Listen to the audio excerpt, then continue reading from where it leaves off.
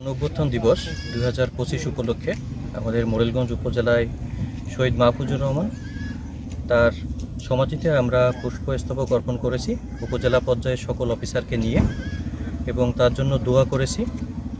আপনারা জানেন যে আমাদের মোরেলগঞ্জ উপজেলায় 3 জন শহীদ আছেন, তার মধ্যে 2 জনের সমাধি ঢাকাতে এবং শুধুমাত্র শহীদ মাহফুজুর রহমানের সমাধি মোরেলগঞ্জ উপজেলায়। তো আমরা তার জন্য দোয়া করেছি, তার পরিবার আত্মীয় স্বজন সহ আমরা সবার জন্য সমবেদনা প্রকাশ করছি এবং শহীদ মাহফুজুর রহমানের আত্মার মাগফিরাত কামনা করছি।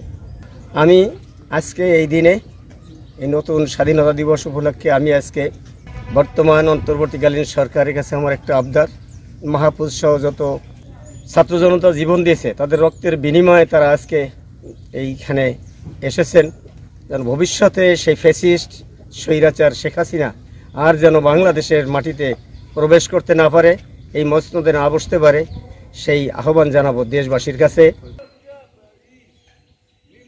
বান্ডেল থাকলে প্রতি সেনমানিতে টাকা বাঁচবে। বিকাশ সেনমানি বান্ডেল কিনে জিতুন প্রতি লেনদেনে।